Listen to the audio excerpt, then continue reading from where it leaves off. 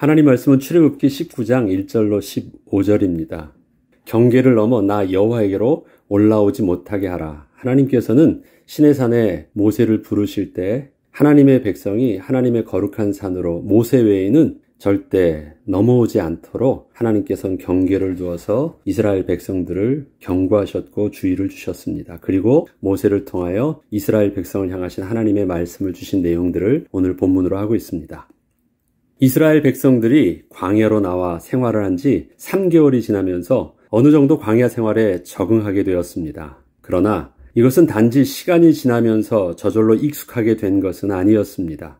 처음 광야를 상상하며 걱정했던 일들이 걱정한 만큼 발생하지도 않았고 또한 큰 문제가 될 수 있던 사건들도 하나님의 도우심으로 잘 해결되어지는 과정을 겪게 되면서 어느 정도 안정을 찾을 수 있었습니다. 매일 아침이면 원하는 만큼 마음껏 먹을 수 있게 된 만나와 어느 곳으로 가든지 가는 곳마다 더 이상 물 걱정은 하지 않아도 되는 하나님의 창조의 능력을 경험하게 되면서 광야에서의 삶에 대한 두려움과 긴장감이 많이 해소되었던 것입니다. 하나님께서는 이때부터 본격적으로 이스라엘 백성들에게 하나님의 거룩한 백성으로서 갖추어야 할 모든 것들을 하나씩 하나씩 모세를 통하여 말씀하여 주시기 시작하셨습니다.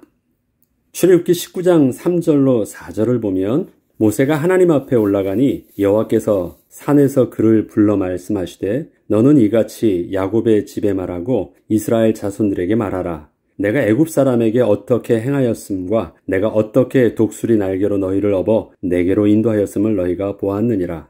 사람은 누구나 자신이 갈급할 때는 다급히 하나님을 찾다가도 그것이 해결되고 점차 시간이 지나고 나면 그때 무슨 일이 일어났었는지 기억도 희미해지기 시작하면서 마치 자기 자신이 뭔가를 해서 그때 그런 문제들이 잘 해결된 것처럼 생각하는 경향이 아주 많습니다.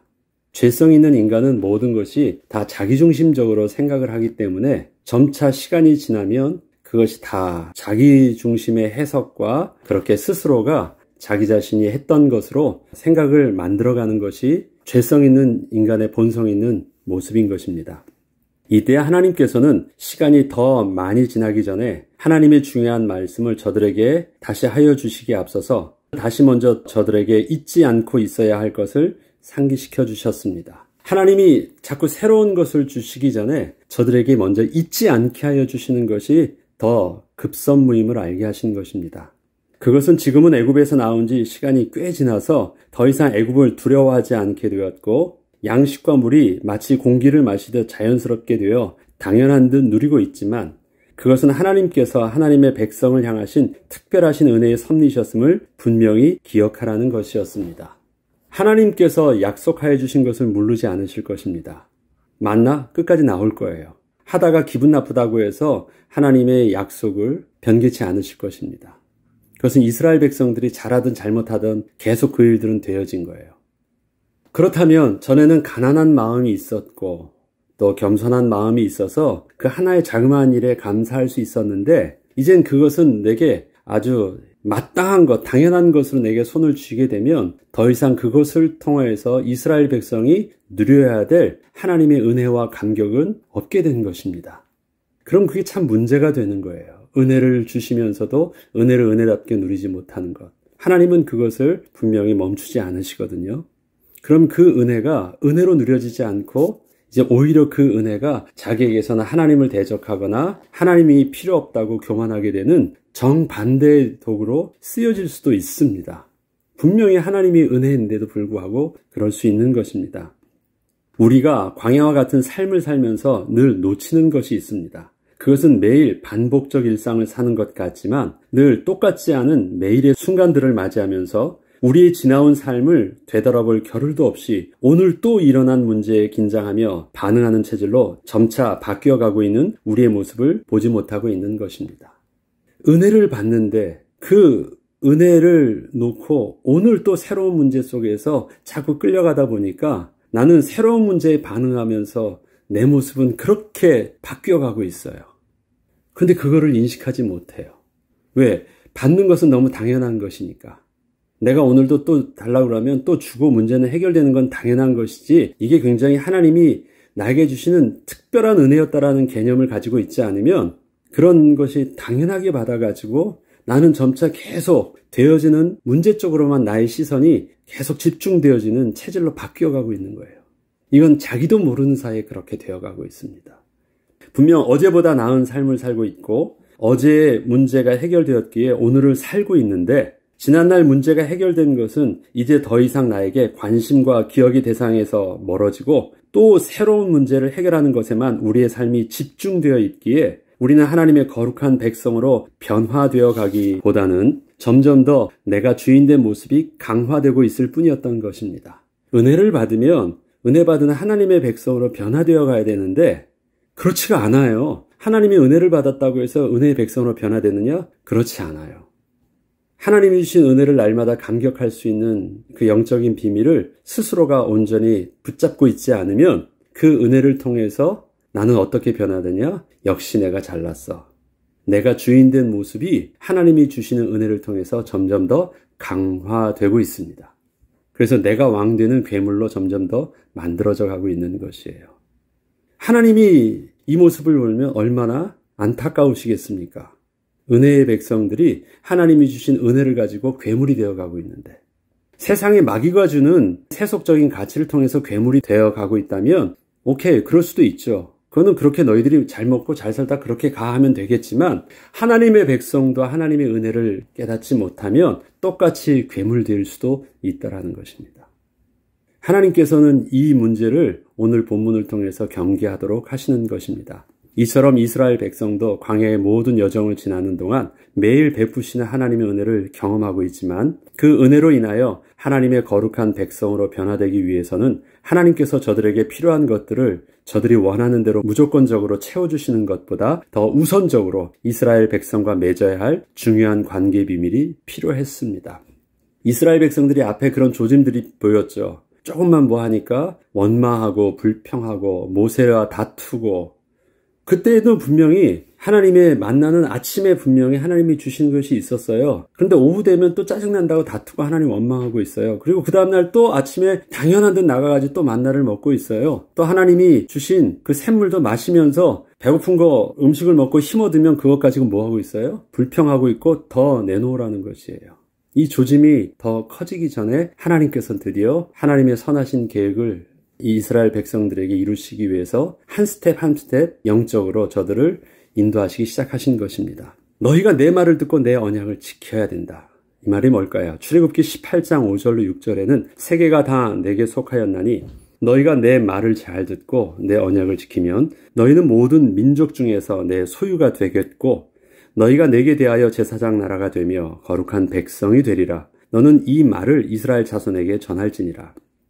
하나님께서는 출애굽의 모든 과정을 통하여 세상 신과는 근본적으로 비교할 수조차 없는 거룩하시고 전능하시며 유일하신 참 하나님이심을 이스라엘 백성들에게 보여주신 후에 이스라엘 백성이 하나님께 받은 가장 큰 축복이 무엇인지를 정확하게 알게 하여 주셨습니다. 너희는 나의 백성이 된다는 것입니다. 나는 너의 하나님이 될 것이라는 것입니다. 너는 나의 소유라는 것입니다. 또 특별히 나의 영광을 위한 일에 쓰임받는 제사장 나라가 되게 하여 주신다고 하신 것입니다. 이것이 하나님께서 이스라엘 백성들에게 알려주신 복이었습니다. 하나님의 축복은 세속적 가치에 필요한 모든 것을 채워주신다는 것이 아니셨습니다. 이스라엘 백성 자체가 하나님의 소유가 된다는 것이 가장 큰 축복임을 가르쳐 주신 것입니다. 이스라엘 백성은 이러한 하나님의 축복의 말씀이 아직은 다 이해되지 못하는 수준이었지만 하나님께서는 모세를 통하여 한 걸음씩 인도하여 주시길 시작하셨습니다. 그 시작은 하나님과 하나님의 백성과의 근본적인 관계 설정이 필요한 것부터 진행하신 것입니다. 이스라엘 백성들은 하나님께서 자신의 왕됨을 깨닫고 그 하나님의 말씀을 듣고 순종해야 함을 명심해야 됐습니다. 이 말이 무엇인지를 이해해야 됐어요.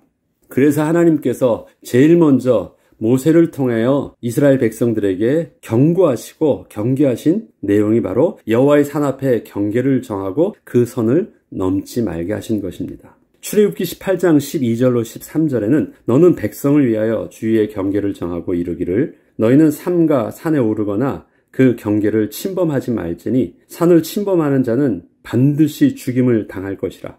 그런 자에게는 손을 대지 말고 돌로 쳐 죽이거나 화살로 쏘아 죽여야 하리니 짐승이나 사람을 막론하고 살아남지 못하리라 하고 나팔을 길게 불거든 산 앞에 이를 것이니라 하라. 하나님께서는 먼저 모세에게 하나님의 말씀을 주시기에 앞서 거룩하신 하나님과 하나님의 백성의 사이에는 근본적으로 넘을 수 없는 선이 있음을 명확하게 알려주셨습니다. 하나님께서 특별히 허락하여 주신 모세 외에는 하나님의 임재하신 하나님의 산의 경계선을 절대 넘지 않도록 하신 것입니다. 그 경계선을 넘는 자는 반드시 칼이나 돌로 쳐 죽이라 말씀하시므로 그 경계선이 하나님과 하나님의 백성과의 근본적인 부분을 보여주는 거룩한 상징이 되게 하셨습니다. 이처럼 이스라엘 백성들은 하나님의 말씀을 단순히 하나님이 주시는 말씀의 내용으로 받기 전에 말씀을 주시는 그 하나님에 대한 경외함 속에 자신의 위치를 정확하게 깨닫고 하나님 앞에 서야 했던 것입니다. 말씀을 단순히 내가 순종하면 되지, 배우면 되고 그렇게 하면 되지가 아닙니다. 말씀의 내용보다도 더 중요한 것이 필요했습니다. 말씀하시는 하나님을 대하는 자세입니다. 태도입니다. 하나님이 어떠한 분이신지를 알지 못하면 그렇습니다. 구약의 역사를 보면 하나님의 언약궤를 열고 그 속에 있는 걸 본 자들이 다 죽기도 했습니다. 하나님의 언약궤를 만진 자도 죽었습니다. 그건 무엇입니까? 내용보다도 하나님을 대하는 태도입니다. 하나님이 어떠한 분이신지를 명확하게 알아야 되는 것입니다. 그래서 뭘 먼저 알아야 되느냐? 무슨 내용을 말씀하셨느냐라는 관심 이전에 더 앞서야 되는 것은 말씀하시는 하나님이 내게 무슨 말씀을 하시는가? 하나님에 대한 관계 설정이 더 중요한 것입니다. 하나님께서 모세를 통해서 말씀하시려고 하세요. 그런데 그것은 20장부터 나오는 말씀이거든요. 그런데 한 장 전체가 뭐냐면요. 그 내용은 없어요. 관계 설정이에요. 하나님의 백성과 하나님과의 관계 설정 속에서 경계선, 거룩한 선에 대한 부분들을 계속해서 말씀하고 계신 거예요. 이것이 먼저 돼야 되는 것입니다.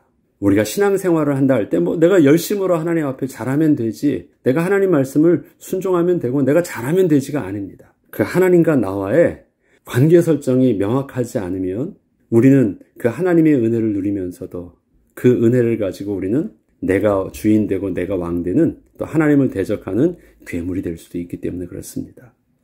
우리의 신앙생활의 시작은 우리가 창조주 하나님을 만나는 것입니다. 우리의 왕 되신 하나님을 우리가 만나는 것입니다. 그 하나님이 우리를 찾아오신 것입니다.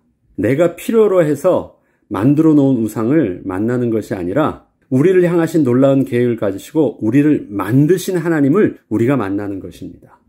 내가 만든 하나님을 내가 만나는 것이 아니라 나를 만드신 하나님을 내가 만나는 것입니다. 우리가 선을 넘지 않는다는 의미는 하나님은 우리에게 말씀하시는 분이시며 우리는 그분의 말씀을 순종할 때 복을 누릴 수 있는 백성됨을 잊지 않는 것입니다. 또한 하나님은 우리에게 복을 주시는 복의 근원 되시며 우리는 그 안에 거할 때 그 복을 누릴 수 있는 백성임을 잊지 않는 것입니다. 성경은 이 거룩한 선을 인식하고 넘지 않는 것이 하나님을 경외하는 것임을 말씀하여 주십니다.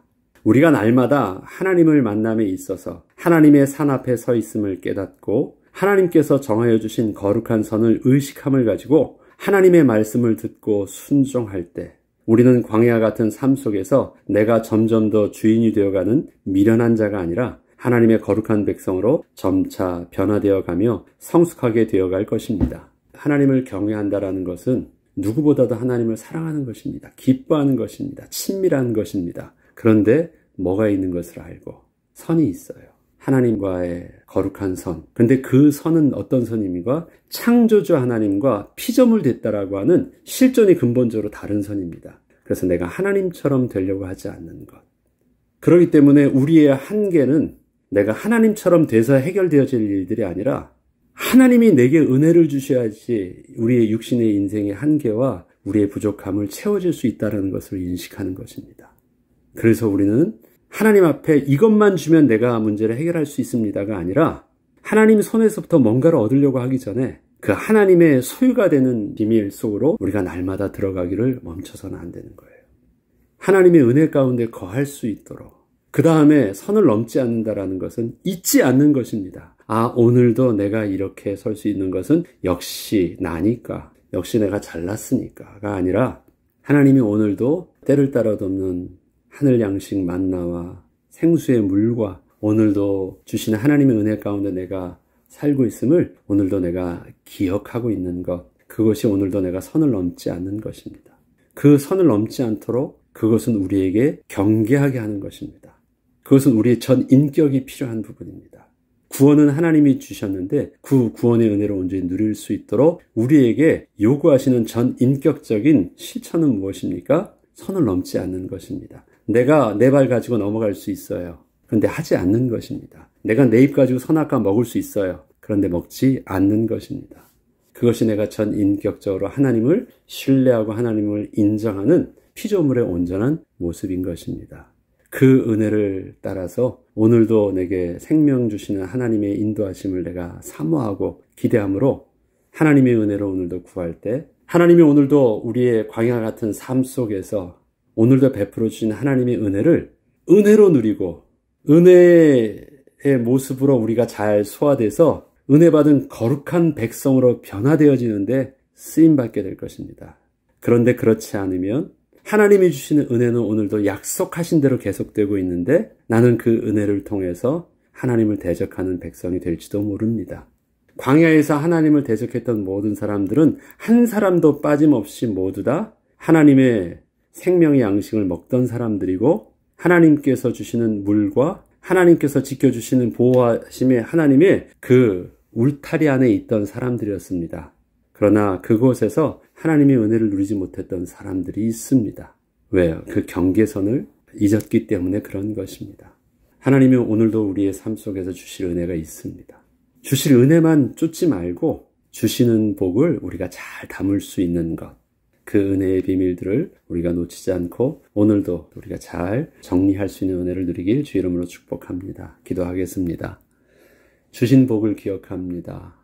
어제보다 더 나은 오늘을 살고 있는데 어제의 문제가 해결되었기에 오늘의 새로운 이 모습을 살고 있는데 하나님, 우리는 날마다 주신 하나님의 은혜는 마땅한 것이고 당연한 것이고 잡은 줄로 여기고 있으므로 하나님이 주실 은혜를 은혜로 맞이할 수 없는 어리석은 자가 되고 있음을 문득 깨닫습니다. 하나님, 이러한 우리의 모습을 경계하게 하시고 선을 넘지 않도록, 그래서 자꾸 하나님을 요구하며 하나님처럼 되려는 어리석은 자가 되지 아니하고 하나님이 주신 은혜를 날마다 기뻐하는 거룩한 하나님의 백성으로 우리의 모습을 지키며 주 안에서 주님과 함께 동행하며 기뻐함을 누릴 수 있도록 오늘도 성령으로 인도하여 주시고 붙들어 주옵소서. 감사드리며 우리 주 예수 그리스도 이름으로 기도합니다.